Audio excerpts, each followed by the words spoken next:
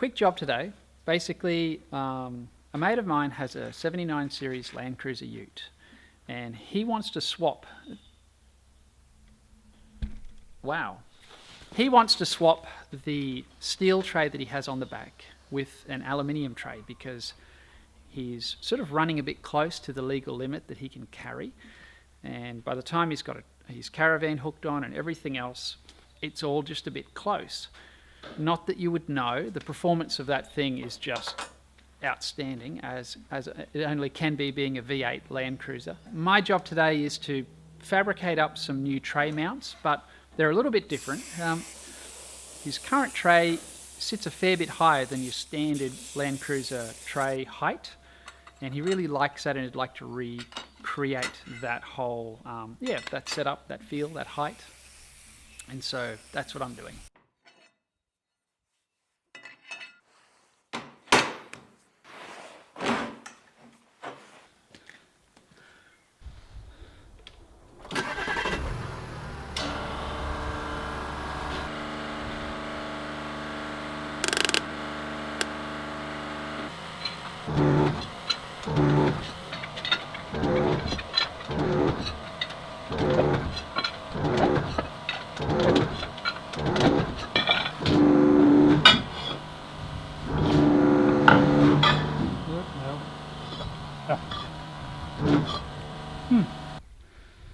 Well, as you saw, that part didn't fit.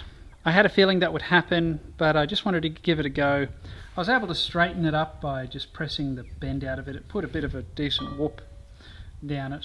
But that's actually how you fold this part, which I'm going to do now. So what I'm going to do is I'm going to put a little kick down this side, just a small bend, so that I have clearance for these two folds. And then when I'm finished, I'll press it straight. That makes sense, doesn't it? About that much. Yep. I could have gone a little bit more, but now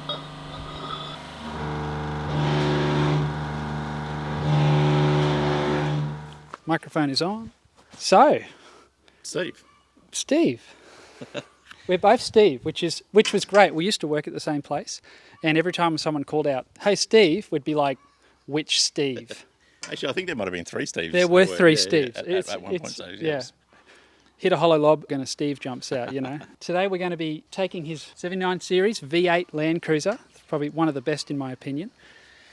And we're going to be putting the stock tray back on, which you modified. Yep. So we've got an old second-hand Toyota aluminium tray. So we've shortened it from 2400 long. So we've taken it back to about 22, just for the canopy and towing the van and all that sort of stuff. What we're hoping to do is get from about 250 kilos from the steel tray down to, I'm hoping, under 100, at least 150 kilos of weight saving. Plus, we're going to mount this water tank as well.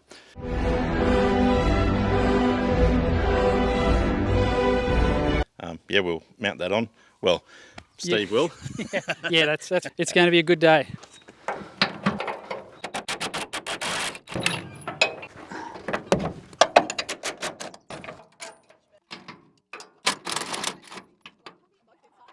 Oh. Now, I know a lot of you blokes out there like the red tools, but we actually wanted to get this job done today, so that's why we're using yellow tools.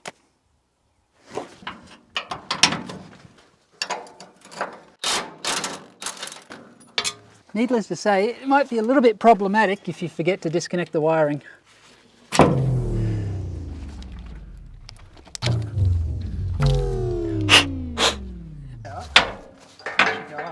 Yeah, that's what I meant, Yeah.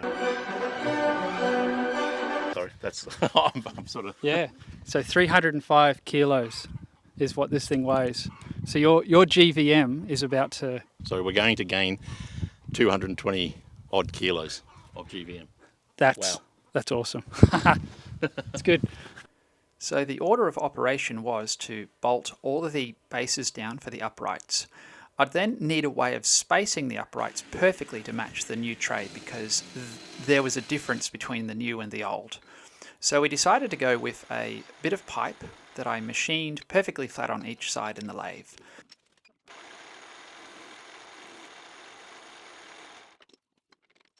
So we now have a bit of pipe that should be the right length, and it's perfectly flat on each side. Perfectly square, I should say. We're going to use this as a spacer to guarantee the correct distance between our uprights. I didn't have a clamp long enough to hold the two uprights together against the spacer, so Steve had a great idea. Let's just weld a hook onto either side and it will just hold itself in position. Thank you, Steve. Let's give it a little test run.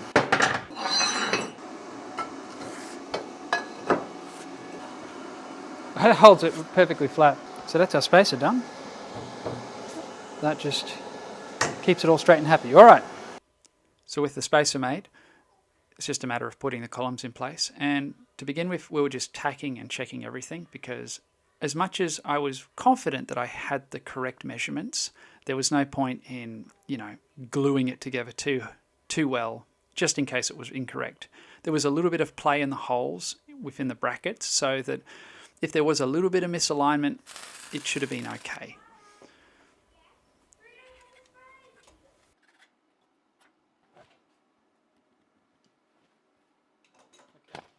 So the 8mm by 75mm flat bar that I'm clamping in position is going to set the height of the tray. The rails underneath are actually going to be sitting directly on top of that, and that's going to make positioning the tray really nice and easy. The tray will slide along that to get a good distance from the cab, and once it's in position, we'll drill straight through and make mounting really quite straightforward. It's also going to reinforce the rather flimsy structure that is a standard Toyota tray. So what do we want to do? Slide it across. I was just having a look.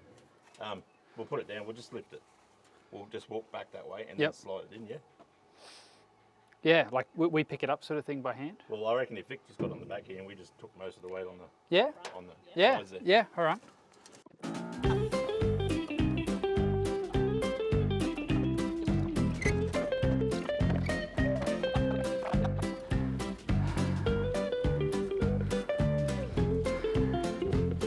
That's what we wanted to see.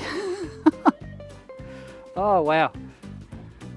Yeah, well, now we just basically pick what hole we want, mark it with a texter, and we got to lift it off again and drill it. But this gives me the confidence we can just weld that out and it's going to go on.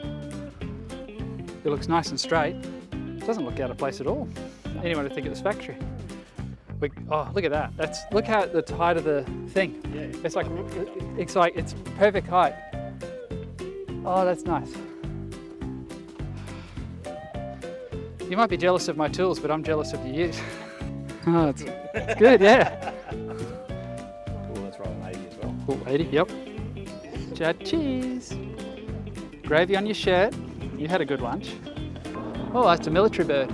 Huh.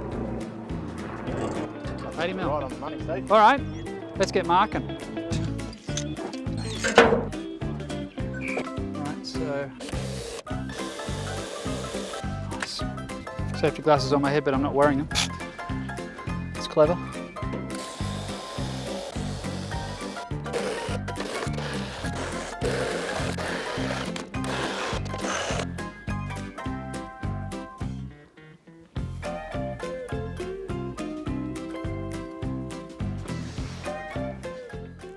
We decided to lift the tray back off again with the forklift because, well, that's why I own a forklift.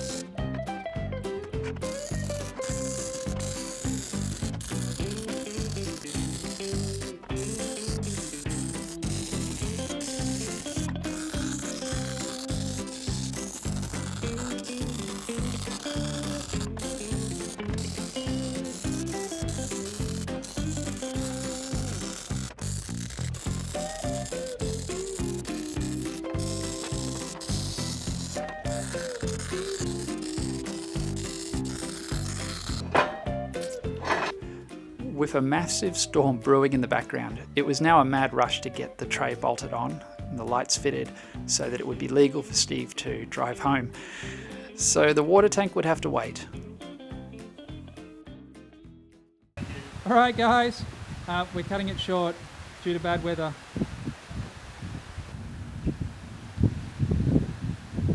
See ya! Okay, well, as you can see, it's a little bit wet. So there's going to have to be a part 2. Catch you guys.